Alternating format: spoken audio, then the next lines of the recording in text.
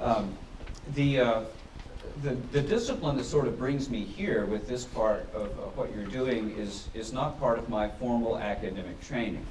So I had an MAR, a THM at Westminster Seminary in Biblical Studies and a PhD in Biblical Studies at Union Theological Seminary. So I'm just sort of an average student of Holy Scripture and so forth in those areas. But since 2003, this is now my 17th consecutive year, I taught an introductory course to media ecology at Grove City College. I had studied the material for 15 or 20 years before, and before I knew it had a name. So it was my interest in cultural analysis that caused me to run across people like Jacques Ellul, Marshall McLuhan, Neil Postman, and others.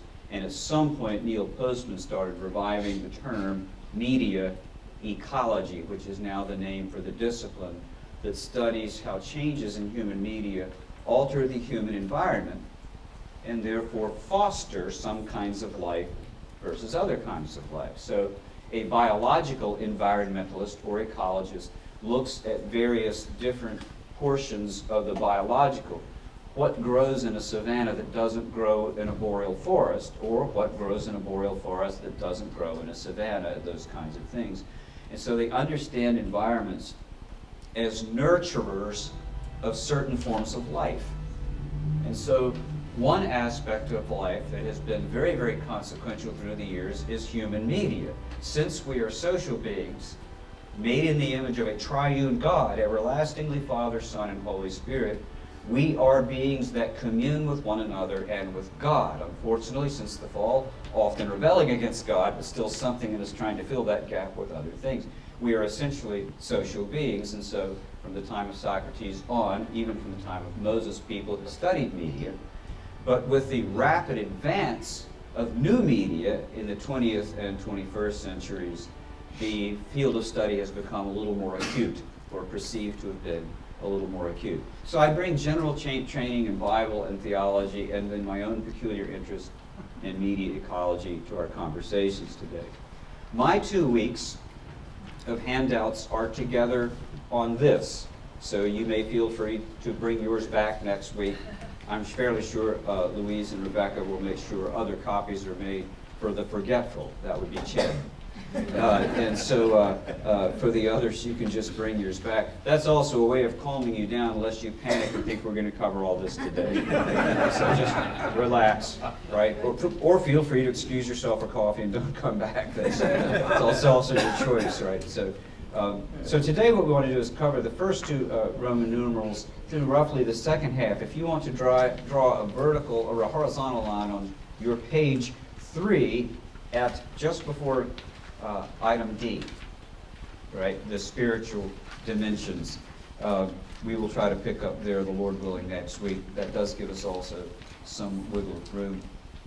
And want to look at, if you see your Roman numerals there, a very brief historical survey of technology, the internal and external influences thereof, before turning next week to who has our attention.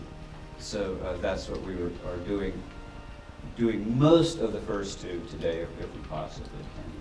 So media ecologists start with the assumption that all cultural anthropologists assume, and that is that we make tools and tools make us. So cultural anthropologists work hand in glove with archaeologists. And they go and they dig up civilizations that have been covered by all sorts of things. You know, there's an enormous amount of work at Pompeii right now. They're doing enormous amounts of work because they can use the various kinds of radiography above the ground and get a rough idea of what's below the ground before they dig down into the dirt and lava and unearth. And what they're realizing is they don't have to unearth all of Pompeii at this point. They can know representatively from what they have unearthed that they're just going to find more of the same. And so they're going to preserve as much as they can, and they're working on it. But what you know that these archaeologists and cultural anthropologists do, when they uncover a civilization's tools, they know what kind of a civilization it was. Because we make tools, and tools make us.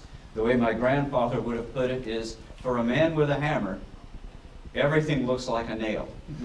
Right? For a man with a hammer, everything looks like a nail.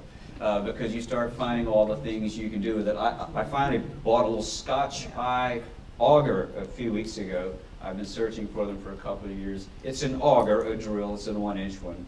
But instead of being attached to anything, it just has at the top a little loop. And if you're in the woods, I like to spend time in the woods, and you want to build things, all you do is you cut a small stick, preferably a hardwood, and you run it through that, and now you can turn this auger. And so I made a nice little mallet last week. I cut a chunk of oak off, run a hole through it, jammed another thing in it, so forth. You can make things out. Well, now when I go out to the woods, you know, I'm like Susie Homemaker in the woods. I've got the Scotch-Irish auger in there, and I'm constantly looking everything at as a potential piece of furniture, right? That there's no beaver that will damage the woods as much as I will in the next 9 months. Because once you have a particular tool, you start thinking of all these things you can do with it, right? So I'm on a Scotch auger kick at this point, I suppose, and the forest is trembling when it sees me coming, right? Especially the hardwoods. So what happens is that when we make tools, there's this reciprocal relationship between us and our tools. Every tool, I think we put it this way, every tool does something for us and something to us. Something for us, something to us. Those who sell tools tell us what they do for us. Media ecologists are very interested in what they do to us. And so if you say, what does a shovel do for us? It puts holes in the ground. What does it do to us? It puts calluses on our hands. Right? That's not a value judgment. I used to play handball in college, and a calloused hand will hit the ball harder than a soft hand. So handball players want our palms to feel like the bottom of our feet, right? We don't want them to smell that way. We want them to feel that way, right? So calluses for handball players are great. Brain surgeons, maybe they don't want calluses, right? But the fact of the matter is, if you use a shovel, you'll get calluses. It does something to you as well as for you.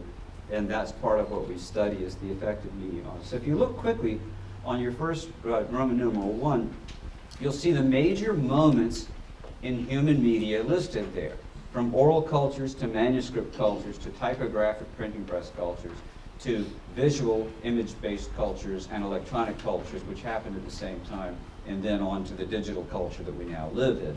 Just want to say a brief word or two about each of those. First, you'll note that from the earliest cultures we have that are oral, we had no new media of communication until the 15th century with the printing press. So by the second millennium BC, 1600, 1700 BC, we almost had an alphabet. The Hebrew Bible, you know, is not really an alphabet, it's a bet. It has consonants but no vowels. And by the 6th century BC, we actually have an alphabet with alphas, a Greek vowel, and betas, a Greek consonant. But the entire Hebrew Bible is written in consonants alone, and the rabbis didn't add the vowel pointing to it till the 13th century AD. So we almost had an alphabet by the second millennium BC. We did have enough to convert what was oral into what was visual. We could write down on animal skin and later papyrus an approximation of how our language sounded by putting its consonants down there. And so we had manuscript culture from about the second millennium until the 15th century, and then we had the printing press with typographic culture. And so manuscript culture, chirographic cultures, manuscript, you know, means the same thing as chirography, which means the same thing as handwriting, because cher in Greek is hand and grapho is write. Manu is hand and script is write. Hand is hand and write is write. We don't call it handwriting because when you and I write with pens on carefully constructed smooth paper, the whole process is very fast and easy. But when you're etching with a stylus into animal skin, it's a slow, laborious, and expensive process. If I make a mistake, I tear it up and throw it in the trash can. The goat lobby is very unhappy when you do that with Uncle Henry, right? And so you don't do that when you make mistakes in animal skin. You take a finely polished stone and you wear away until you get beneath it and you start again, because it's just far too expensive. So in manuscript cultures, normally less than 3 to 5% of the population was literate, because you would never see a manuscript. They were mostly used to preserve documents that had to do with the state's business, diplomacy, or they were sacred scripture. So Sanskrit writings for our Indian friends and the Jewish and Christian scriptures and so forth.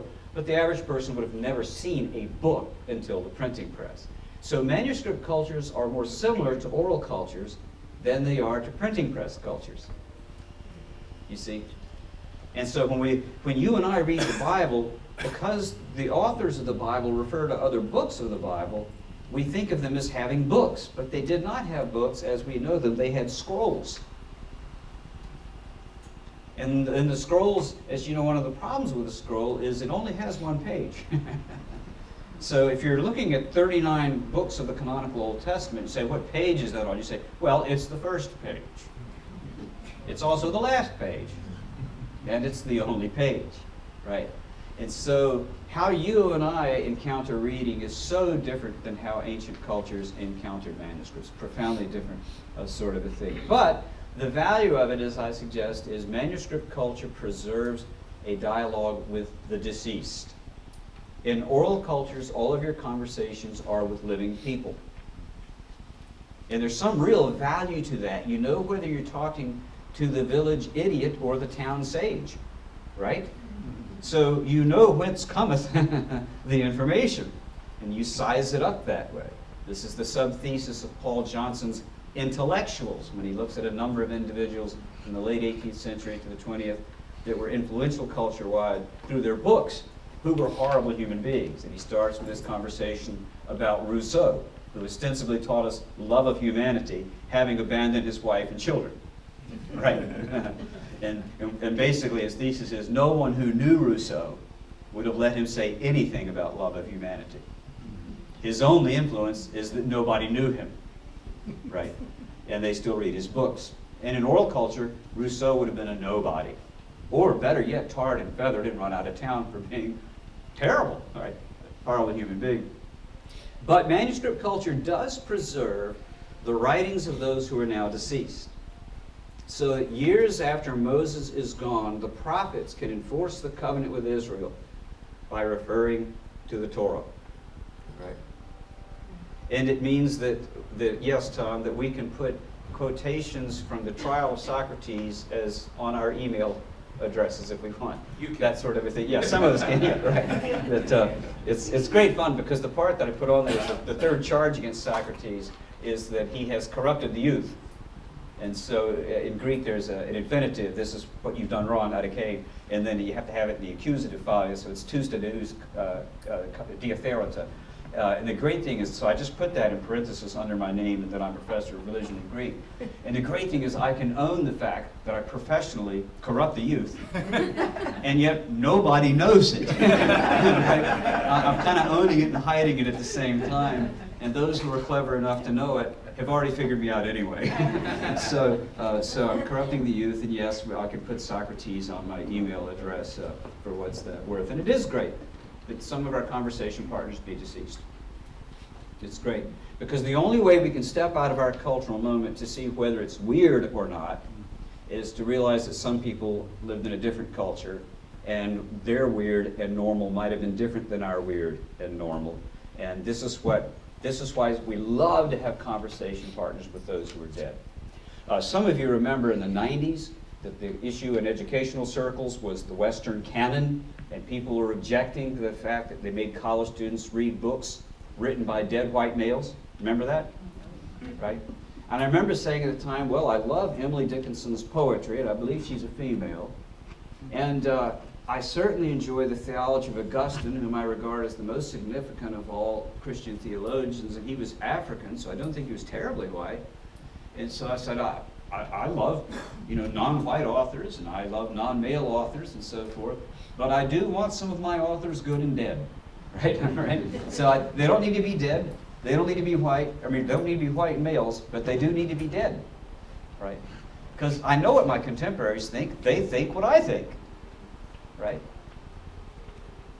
But people from other cultures give us insight we don't have. So that's what manuscript cultures do, but very few people read books in those cultures.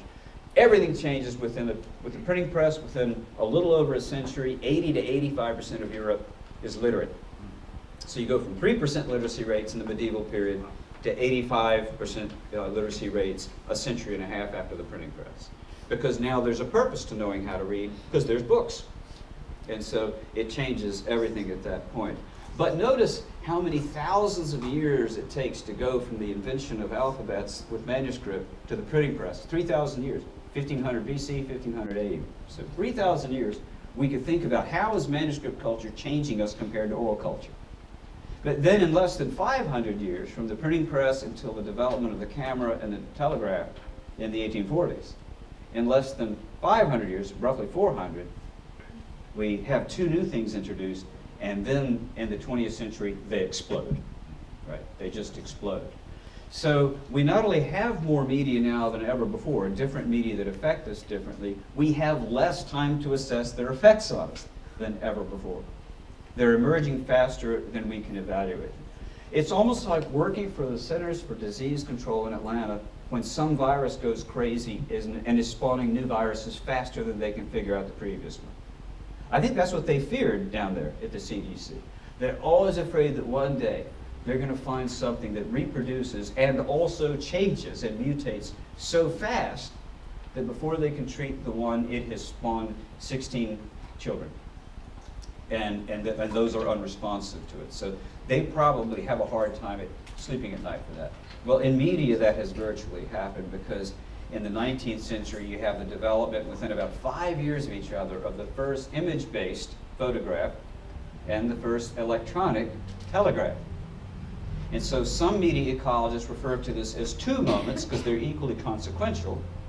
Some refer to them as one moment because they happen at the same time, right? So we use the word moment differently in English, don't we? To mean a particular point in time or something that's momentous. And so in one sense, two things happened at the same time, each as consequential as the printing press. Because with image-based media, for the first time, language has a competitor for how humans experience life and share it with each other. Oral cultures were linguistic. Manuscript cultures were linguistic. Printing press culture was linguistic. And by the way, this is no small point for us because our Holy Scriptures come to us in 66 books without a single image. And at least 2 of those books prohibit the religious use of images. And so if God were broadcasting on FM, we'd get FM radios. If he were broadcasting on AM, we'd get AM radios. If he's broadcasting in language, for us, language is important. We'll chat more about that next week. But what happens increasingly by the mid-20th century on is that image is competing with language for cultural prominence and dominance, including how that shapes us. One of Jacques Ellul's last books, the Frenchman, was in 1984, at least in English, The Humiliation of the Word. It was entitled The Humiliation of the Word. It was a study of especially the propagandistic use of image by Hitler, Stalin, Franco, and the like, because Ellul fought in the French resistance when he was 16. And he knew that Hitler could have given Mein Kampf to every German. It was his book, right? So he had intellectual copyrights to Mein Kampf, and he had the ego of all authors that we think the whole world should read our books. Hint, hint, because I had one on Galatians come out 3 weeks ago. If you really want to get edified, just forget Nate and read my book. Even if you don't read it, buy it and give it to a friend. So Hitler could have given... Even when you don't like it. Even when you don't like, especially, right? Yeah. So Hitler could have given Mein Kampf away, couldn't he? But instead he hired Leni Riefenstahl, the finest film producer in Europe, and maybe the finest in the world in her generation. He hired Leni Riefenstahl to produce The Triumph of the Will. And that was his propaganda piece, you see? Because he knew if he wanted to manipulate people, you'd use image. Because images do not make a propositional claim that can be refuted. You cannot argue with an image. They are literally irrefragable. You cannot answer them, you cannot refute them. So they leave a passionate, emotional impact on us, and they cannot be refuted. And so Hitler correctly realized, had he given away Mein Kampf, people could argue with him. If he had Leni Riefenstahl produce Triumph of the Will, they couldn't, right?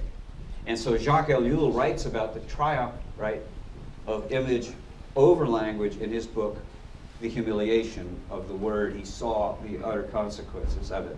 It's profound that it happened. And so image changes everything in that sense. What the electronic technologies alter for all time is the relationship between the distant and the proximate. And so in media ecology, we often use the analogy of the children's seesaw, right? When one side goes up, the other side goes down. Oddly, when the Gordon children were on them, that side always went up. I don't know why. The other children seemed to have more gravitas.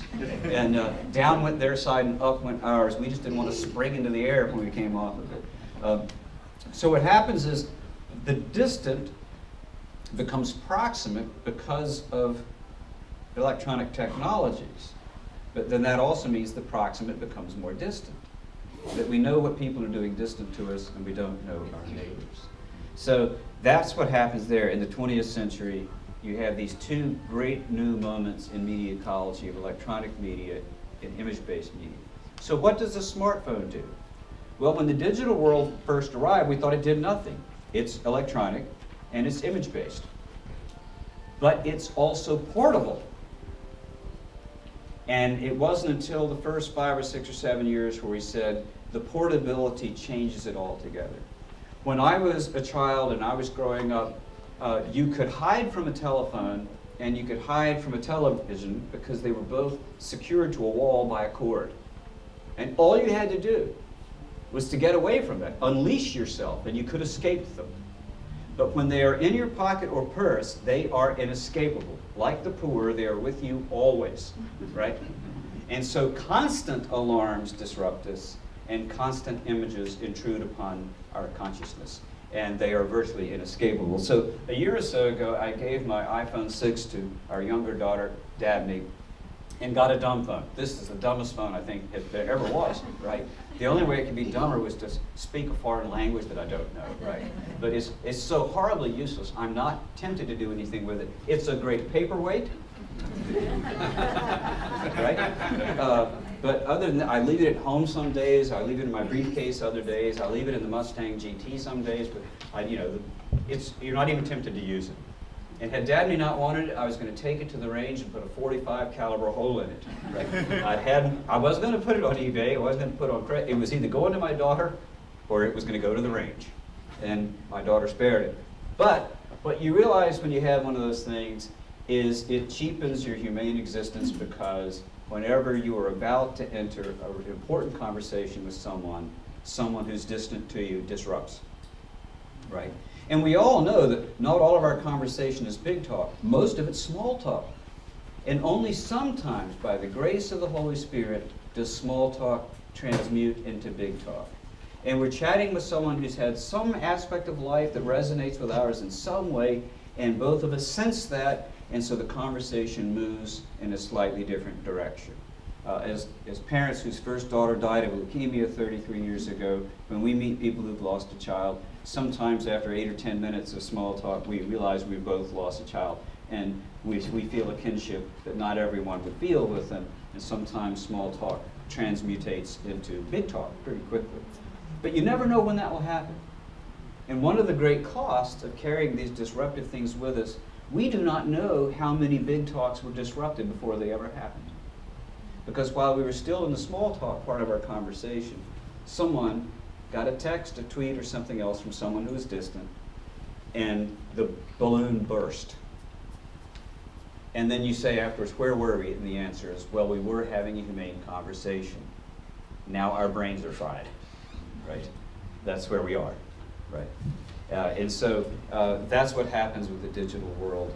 That's as briefly as I can put it.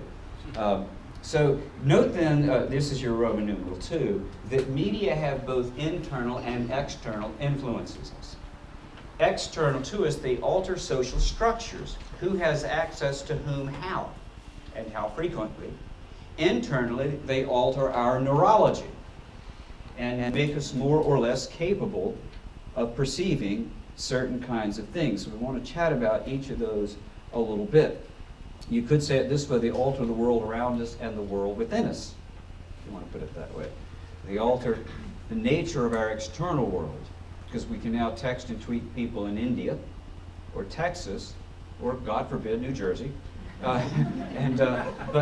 So they alter whom we can contact, do they not?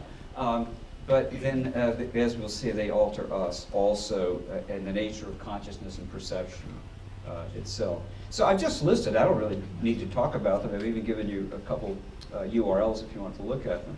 There are some biological and medical dimensions that you read about all the time. What's the result for sleep deprivation, and what does it mean for beta waves versus alpha waves and so forth, all these kinds of things. You see these routinely. And so yes, there are certainly biological consequences to these kinds of things. The phantom vibration is one of the fun ones, right? I remembered before I got the dumb phone and had the other one, sometimes if I was going downstairs to shower in the morning and was wearing a robe, I thought I felt the cell phone vibrating in my pocket and realized I wasn't wearing any trousers, right? And I thought, it's bad enough for the thing to bother me when I'm trousered, but when it bothers me when I'm pantsless, that's a problem, right? That methinks the woman doth protest too frequently, if not too much. And so that's a funny phenomenon, isn't it? That after a while you start feeling like when someone loses a leg in a war and they have phantom pain in the place where they no longer have a leg. You can leave your smartphone somewhere and still occasionally get phantom vibrations. So that's sort of fun.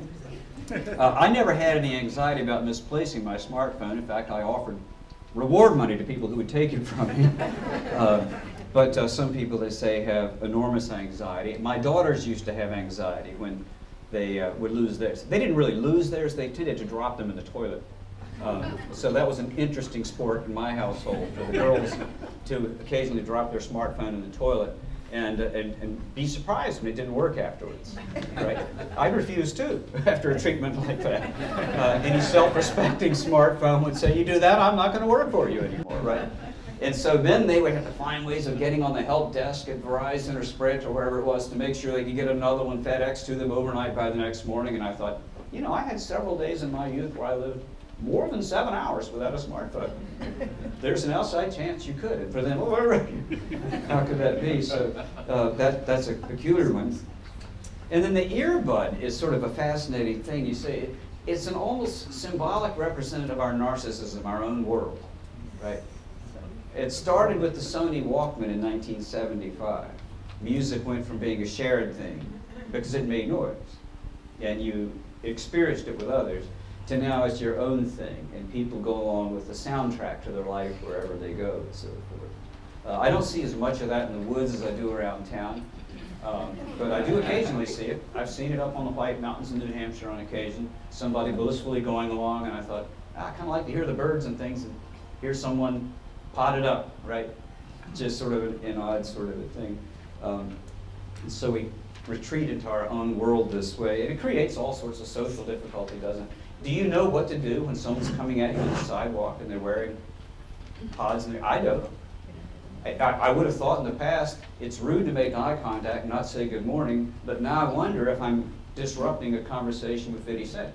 So I don't really know if I should speak to them or not. Right? This is assuming you can have a conversation with 50. I'm not sure. But insofar as one could, I don't want to be the one to disrupt it. And so you don't even know what to do when people come by that way. Just pretend you're being attacked by a swarm of bees. It's really the swarm of bees thing, you know, this kind of a thing. What if they're listening to the Beverly Heights podcast? Tom will answer that next week. He said Tom wants to answer that. You could also do the blazing saddle thing where you pretend to harm yourself. You could do that, I think. So that might work. He's armed and dangerous. That's just a little spider coat.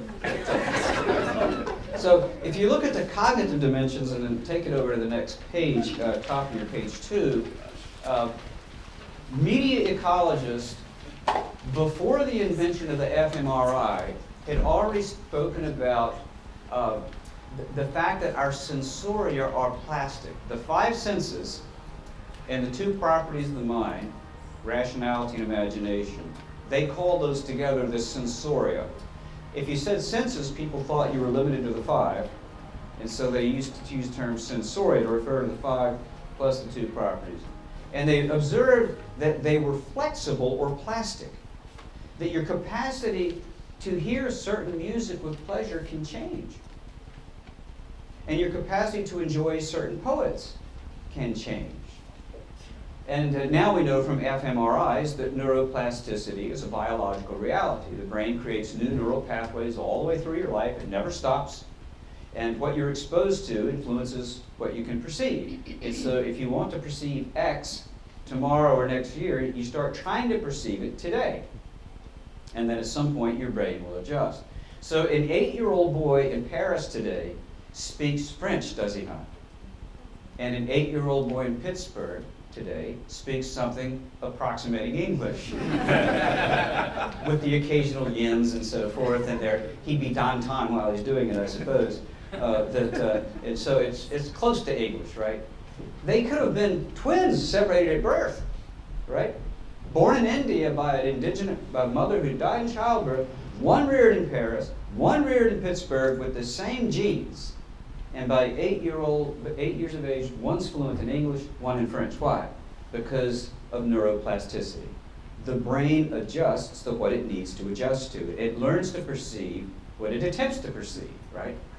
Which is great news and bad news. It's great news to know that if I cannot tolerate the opening measures of, let's say, Stravinsky's Rite of Spring now, that maybe after 2 years I could cultivate that ability. Right, and you can, by the way. Yeah, it's doable. Yeah, it's not chaos. It just sounds chaotic. He juxtaposes 3 different time signatures on top of each other for the opening measures there. So if you're trying to tap your foot to the most basic part of music, which is rhythm, and he gives you 3, I think 2 of which are a duple and 1 a triple, it's not easy to tap your foot to it, right? It almost spins off like Linda Blair's head in The Exorcist. And what happens is, at some point, the pulses hit again, and you realize he's trying to represent musically the Dionysian rites that attended polytheism. What do you do if you live in a culture that believes there's lots of deities who are at odds with one another? It's chaotic. And so he's trying to create musically an orderly way of expressing fundamental disorder, right? And when you realize that's what he's accomplishing, you keep listening to those opening measures, and at some point you say, I get it. I think I see what he's doing. It's not musical in the ordinary sense that we think of it, but that's because he's not doing what we normally do with music, right? And at some point you say, it's a very effective way of saying what he needed to say. The way when you read Camus' The Stranger, it's painful, it hurts you for weeks afterwards, but you wake up at some point and say, if I could articulate Christian faith the way he articulates his despair, I'd be the best preacher ever. Right? Because he's really done it well. He's articulated his worldview profoundly, right? And so you can adjust this way. It's very, very important to see. So what happens then is what you and I are exposed to determines, in some sense, successful things that we are exposed to in the future. What we notice and what we don't notice. That's what it does. And that's the scary part, right? So you'll note fundamentally then, the brain, which has 3 kinds of attention, but the 2 that are most consequential are the 2 that are the furthest apart. Alarming attention, also called alerting attention on the one hand, executive attention on the other. The ability to move quickly from attending to one thing to another is one property of the brain. The ability to focus on something for a long time is the other property. So the executive attention is really necessary for things like figuring out the fundamental theorem of the calculus. Whatever the debates are between whether Newton or Leibniz discovered it first, Newton went to his grave swearing that Leibniz stole it, and Leibniz said, I didn't know who this guy was. So who knows? And mathematicians apparently debate whose proof was more elegant, Newton's or Leibniz, and the ones I've spoken to think Leibniz had the more elegant proof. Isn't that interesting? But what little I know about it, and I know it from afar, right? My knowledge of derivatives is derivative. And my knowledge of limits is limited. As x approaches 0, my understanding approaches 0. So I do not understand the fundamental theorem, right? That's as close as I can get to talking about it, in fact. So, but I do know this, the people who figured it out thought about it for a while, right? They thought about it for a while. In other words, you knew that people who discovered these realities did not have a short attention span, but a long executive attention span. But we survived in the woods, our forebears genetically, survived in the woods by hearing twigs snap, right? So when I'm out in the forest and I hear rustling leaves at night, everyone's nocturnal out there, all the animals are nocturnal, and they're all out there. I don't care if the chipmunk and the squirrel rustles by and scatters leaves. If it snaps a twig, it may weigh enough to eat Greek professors. Right? And so the ability to go from idyllic sleep to, uh-oh, I could be lunch, the ability to do that was essential to our survival, and so our brain actually secretes a little dopamine when we go from one thing to another. Isn't it interesting that when people are surfing the net, they're called users? Because they're chemically addicted. That's why we go on to check the weather, and 30 minutes later we're still there. Because the brain's giving us these little shots. Right? It does not give you a shot for executive attention. The only reward of executive attention is the sort of humane reward of feeling that you've grasped some aspect of reality better than you did before. But there's no chemical advantage. So we actually have to fight now to develop executive attention span. It doesn't come naturally to us, and it doesn't come overnight. The brain doesn't rewire itself quickly, but it does rewire itself. And so people who have alarming attention way up on this side of the seesaw and executive down here, they can do things to move it here. But it takes you a while to get it there. It doesn't happen overnight. So it's very, very significant. Because that dimension is very closely related to the social dimensions. As we will see, the well-developed brain is essential to noticing all sorts of things. Not merely academic questions, but social questions. We can tell when some people are uneasy in our presence versus comfortable in our presence. We can tell people who are sort of their normal self on a given day, or they don't seem like their normal self. But we don't normally carry signs around saying, not normal today, right? In my case, it wouldn't be necessary, but nor in Tom's. So think of the social dimensions, especially electronics. What happens is people who were once distant are now proximate. There's a wonderful passage where Samuel Clemens was down in the Bahamas before this week's hurricane, a long time before. And he said, I understand they're going to get telegraph service to Bahama soon. And he said, that's not as bad as you think, because the boy would have to come from the Western Union office over to one of the small islets by a boat, and someone could kill him before he arrived. Right? So already at the invention of the first electronic technology, Twain could see how disruptive it would be. You go to the Bahamas to get away from everything, right? To get away from your demanding boss or your unproductive workers, whichever it is, and then you meet each other in the Bahamas or buy each other drinks, right? So you go to these places to get away from everything, and Mark Twain could see from the outset the only virtue would be down there. He'd have to come in a boat, and you could shoot him before he arrived. But he saw it as a dangerous disruption on the whole reason you go to such an idyllic place is to have people go there. So it alters forever who is close and who is far. Everyone has access to everyone. That doesn't mean we have to give the demanded attention. That's why we have spam filters. And didn't we once inelegantly refer to some of them as bozo filters? Right? It's an inelegant way to put it, but it's also fairly apt, isn't it? Because in some senses that is the case. All cultural observers say that the electronic world tends, therefore, to be egalitarian in its fundamentally implied worldview.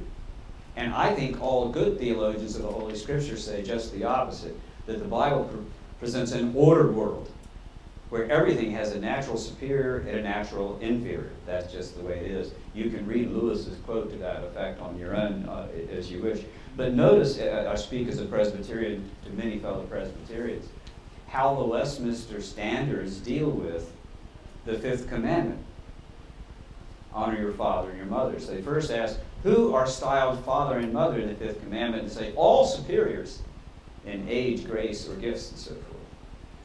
that we owe it not only to our natural biological parents, but to others. And so, see, father and mother are meant not only natural parents, but superiors in age and gifts, especially such as by God's ordinance or over us in place of authority.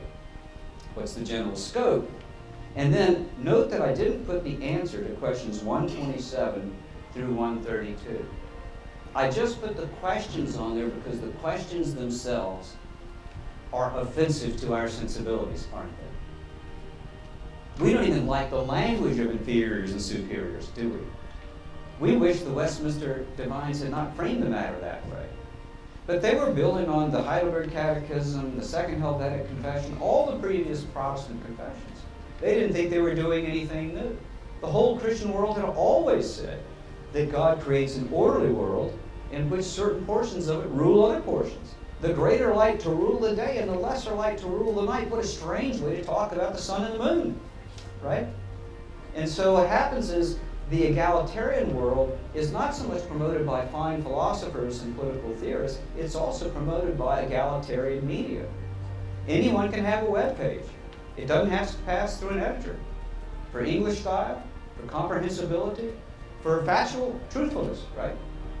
And so the digital world, in one sense, challenges the Christian sense that it's appropriate in some circumstances for us to recognize that we're under the authority of others. A dean asked me, in fact, it was Dean Ayers, and we've met Dave Ayers before. He asked me a couple of years ago to prepare in the summer to teach a course I had not taught before on short notice for the fall because one of our philosophers left quickly without much notice.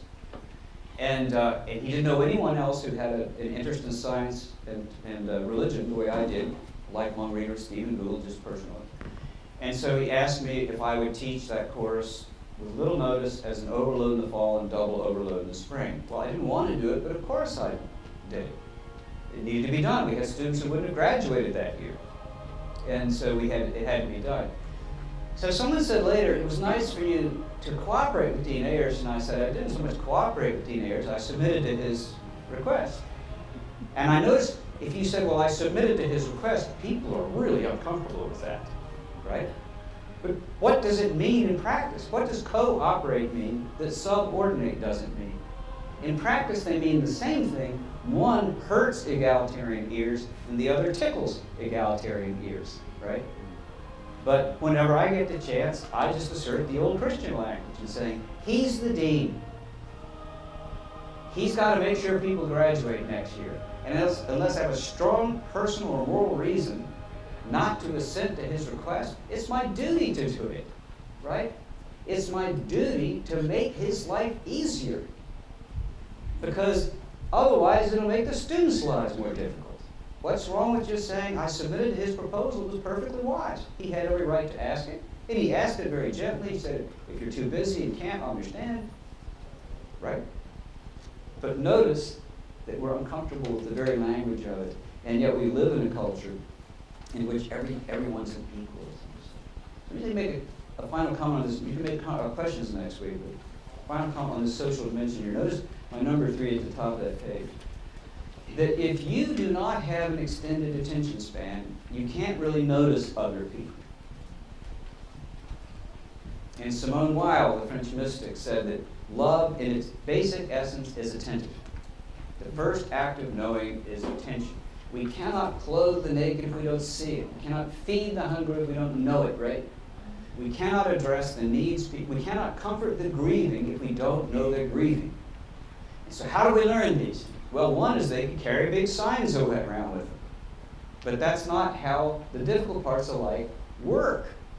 Sometimes after a lecture, I see a student who's normally sort of bubbly, and I'll say, as she's leading the class, Margaret, is everything okay? You seem a little reserved today. And she looks at me, and her eyes cool up, and her lip quivers, and she said, Dad called last night. Mom's going in for more tests. She may have cancer. Right? Now, all of us have had moments like that, where something comes to us where we have ambivalent feelings. Part of us says, I can't deal with this alone, I need to talk to someone. And another part of us says, I'm not ready to talk about this yet. You know what gets us off the fence? Somebody says, how are you doing today? You look a little different than you did yesterday, right? Because those people don't carry those big signs around. Part of them says, I'm not ready to talk with anyone. Yep, that's what they did. But if we're attentive, we notice the body posture is different than it was normally. And we just ask the question, is everything okay? And that's sometimes the moment when people unburden themselves and we get to actually be sympathetic brothers and sisters in Christ. But if we make those people walk around campus with a big sign, Dad called with bad news last night, they are not going to carry those signs around. This is where we just have to learn not to be glancing down at our phone while we're talking with them, right? We look like chickens in the barnyard, right? And chickens can't notice these kinds of things, but humans could. So those who do not scream for our attention nevertheless may need it and benefit from it.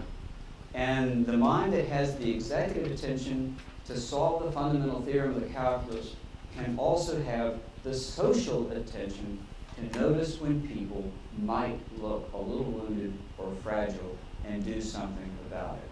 But people with short attention spans will never have the benefit of helping people through a moment like this. Well, Tom's about to call time on me.